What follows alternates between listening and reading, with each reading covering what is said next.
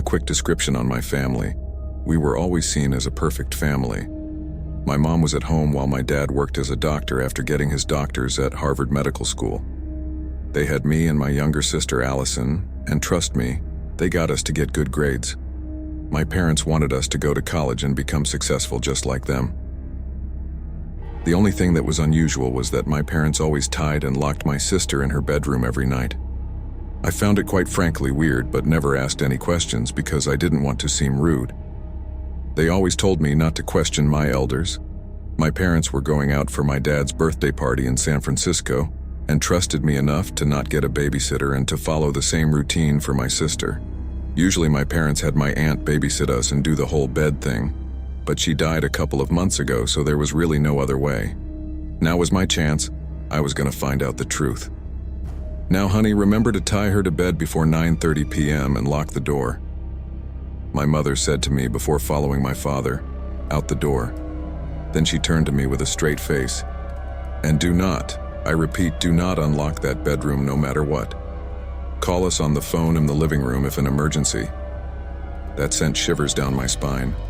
She never looked unhappy, nevertheless scary. I turned the lock to the main door and then looked at my sister. The clock read 4:45 p.m. Only 5 more hours. Once the clock hit 9:25, I told my sister to go brush her teeth and head to bed. Once she told me she was in bed, I ran upstairs to tie her to the bed. When I went into her room, I froze. All the walls were scratched up, the windows nailed shut, and all the furniture were gone, except her bed. Just a single bed in the middle of a room. Of course, this shocked me because I've never gone into her room before. Okay, Allie, go ahead and lay down, I told my sister.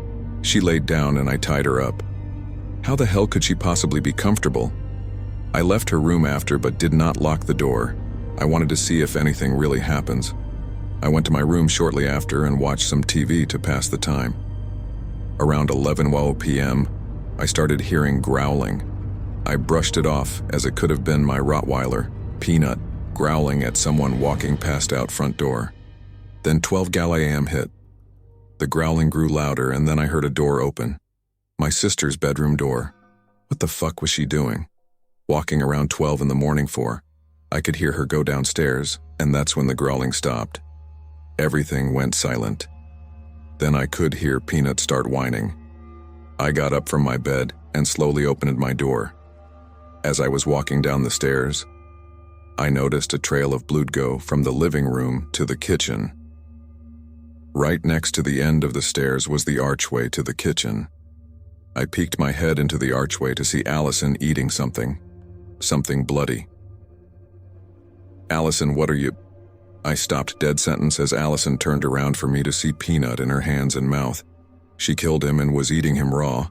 I ran upstairs and locked myself in my room. I grabbed my cell phone and hid under the bed. I called my parents' phone and waited for them to pick up. A minute went by and no response, so I called again and again.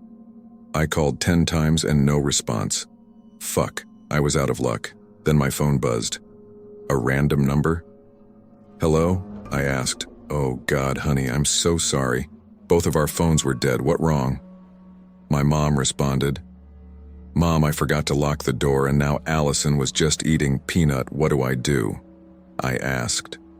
My God, Blake, I knew you were too stupid. I want you to run to one of the bathrooms in the house and start running any faucet. My mom responded. Wait, why? I asked. Just do it, my mom said. Now she had a deep, horrifying voice. Okay, sorry, Mom. But when will you be back? Well, San Diego isn't far from home, so about a couple of minutes, my mom said. San Diego?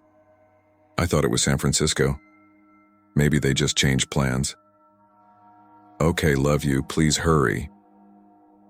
I hung up. I ran to the closest bathroom, which was the one in the study room, right next to the living room. Lucky Allison wasn't there. I ran the tub in the sink and just waited. That's when I heard someone walking towards the door. Who's there? I said. Blake? Blake, it's Mommy. You can come out now. Everything is safe. Oh, thank God it was my mom. I was going up to unlock the door. Then the living room cell began to ring. It went to voicemail, and that was when I heard my mom on the phone. "Hey Blake, it's Mom. Sorry I didn't get your call, I lost my phone. Me and your father are leaving San Francisco now. It'll take a couple of hours, so please follow these rules. 1. Don't pick up any unknown numbers, Allie can trick you. 2.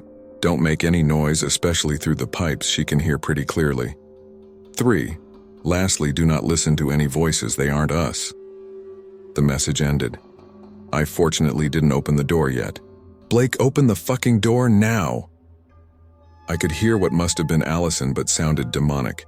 She banged on the door for hours, and all I did was sit down near the door and waited, crying and sitting in my own pee. That's when I heard a huge gunshot. It rung in my ears. The door opened and there was my parents. I hugged them tightly and said I was so sorry. They didn't say anything, but just cried. "Mommy, Daddy, what happened to Allie?" I asked.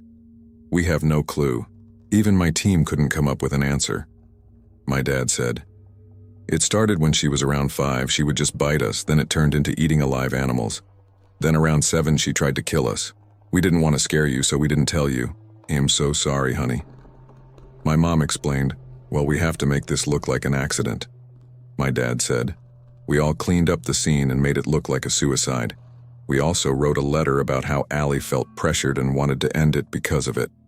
Everyone believed it, and now that's a little family secret, well, until now. I feel guilty and I'm sick of lying. I need to come clean.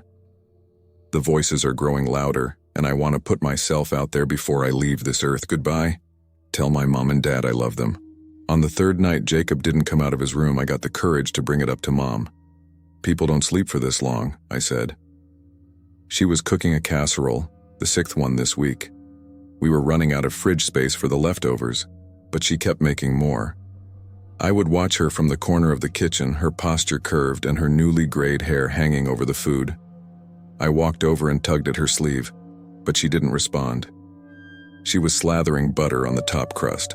"Mom," I said, "did you hear me?" "He needs his strength," she said. "We can't be bothering him." Before I could say anything, Dad walked in. His eyes were red and swollen, but he was smiling. He had 3 cans of Coke in his hands. "I'm starving," he said. "I still have the taste of that horrible cafeteria food in my mouth." "You would think hospitals had good food for how much money they make," Mom said. "I know, right?" Dad said. He placed the Cokes on the counter. Mom didn't want us to go near Jacob's room, but I was getting worried. I peered out from the kitchen. His room hung at the end of the hallway like an abandoned lighthouse, the only sign of life being the NY Yankees poster taped to his door. Near the ground, there was a small sliver of space to see if he had turned on his lights.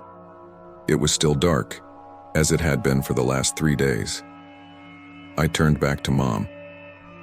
"Shouldn't we check on him?" I asked. "I don't know why places like Wendy's or Burger King don't put up little shops in hospital," Dad went on. "I mean, you have hundreds of people who are stuck there for days on end. That's consistent business." "It's all politics," Mom said. "They signed these big contracts that are impossible to break." Right. That makes sense. Right." Dad was standing next to Mom now, his face inches from the casserole. He took a long sniff. He said. "Smells great." "Do you want some of the leftovers while this finishes in the oven?" she asked. "I think we still have some from yesterday. Wasn't the spinach and ricotta one good?" "Very good. Very, very good," he said. I couldn't stop eating it. "Jacob's gonna devour these when he gets the appetite," Mom said. I turned back and took a step into the hallway. The distance between me and his room felt long and narrow, like a high wire. When I got away from the casserole smell, I hit a different smell. It reminded me of old gym socks. Even with Mom's array of candles and incense, I still smelled it. It cut through everything.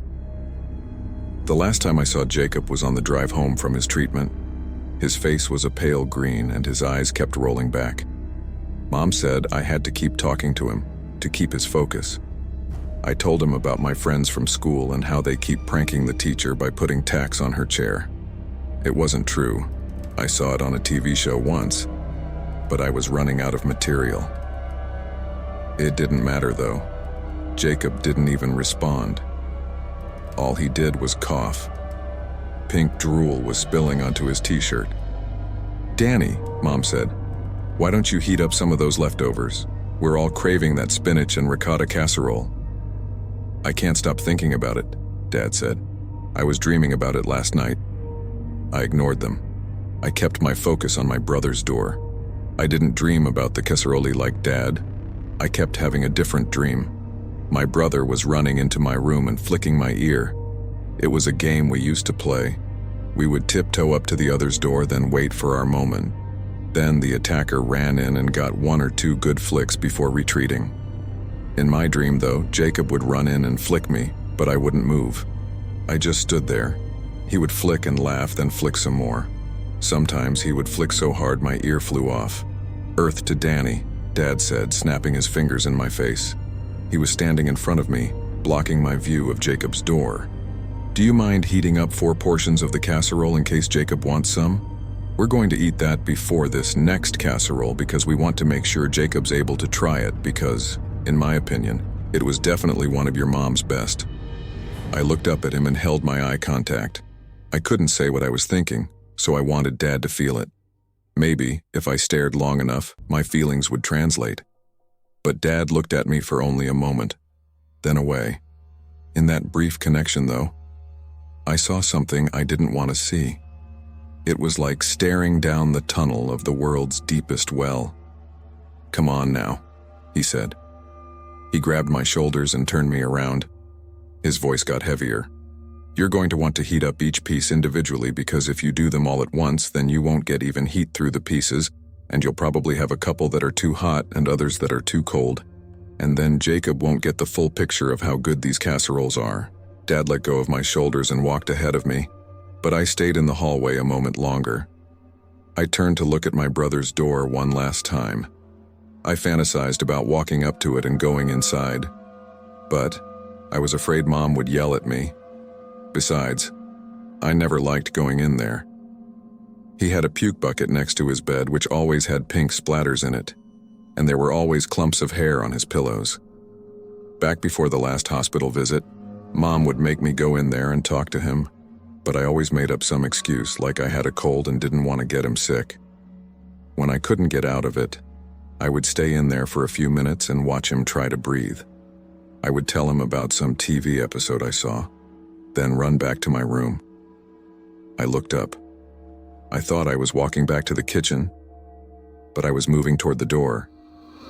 I didn't want to, but I kept moving, like my limbs were controlled by a puppeteer. I put my hand on the doorknob. I turned. The gym sock smell filled my head like helium. Through the darkness, I could make out a sliver of my brother's face. The soft evening light fell on him. His eyes were open, staring at the ceiling. His arms were straight as rulers and his fingers curled like a blooming rose. I walked to side of his bed. Red spit fell off his lips. He looked like a frowning clown. I flicked his ear. It was hard. I walked out and closed the door behind me. As I walked back, I seemed to forget what the inside of his room looked like. With the door closed, it could be anything.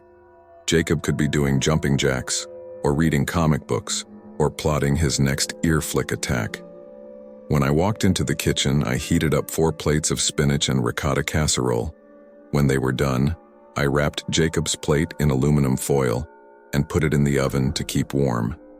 Then Mom, Dad, and I sat in the dining room and ate in silence.